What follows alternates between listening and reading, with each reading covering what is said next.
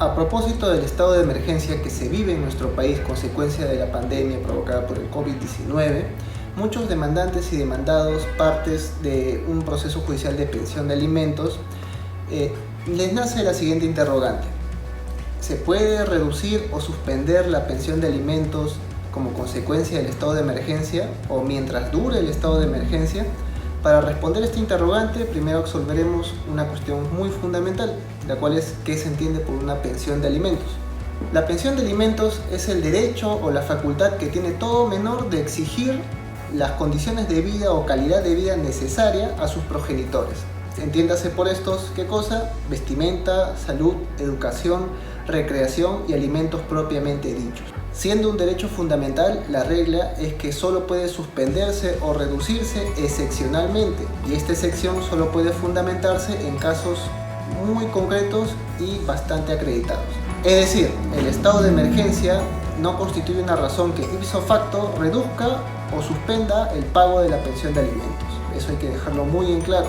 Sin embargo, sí constituye un factor que, asociado a otras condiciones de vida que van a ser acreditadas obligatoriamente en un proceso judicial, pueda determinar que se suspenda o reduzca una pensión de alimentos. Ahora, ¿qué condiciones y en qué escenario se puede realizar esta suspensión o reducción de la pensión de alimentos? En el primer escenario, si el demandado o demandada es un trabajador formal independiente cuyo rubro económico no se ha visto afectado por el estado de emergencia, no cabría la posibilidad de que se emita o se consume una reducción o suspensión del pago de la pensión de alimentos. ¿En qué casos puede suceder esto? Por ejemplo, en el caso de que el demandado sea un analista de créditos de una entidad financiera, ya que éstas siguieron laborando y obviamente no ha perdido su puesto de trabajo. Su remuneración sigue íntegra.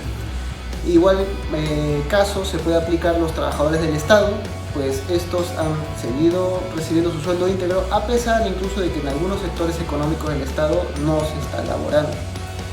Entonces es así como objetivamente en estos casos no podría proceder una suspensión o reducción de la pensión de alimentos. En el segundo escenario, si el trabajador es un trabajador informal cuyo rubro económico se ha visto gravemente afectado por el estado de emergencia y se ha visto obligatoriamente en la calle, como se suele decir, entonces le resulta muy difícil a un trabajador informal, ya sea por su edad, por su instrucción académica o por su condición de salud, conseguir en estas condiciones de estado de emergencia un trabajo de remuneración similar. En estos casos sí procedería una evaluación del caso concreto del trabajador informal para evaluar si se procede a la suspensión o reducción de la pensión de alimentos mientras dure el estado de emergencia, o incluso pasado pues los efectos de la recesión económica van a ser más notables también, incluso después del estado de emergencia. Esta última situación se encuentra regulada en el artículo 482 del Código Civil, que prescribe, y cito, que la pensión de alimentos se incrementa o reduce según la necesidad que experimente el alimentista y las posibilidades en que está obligado a la pensión de alimentos.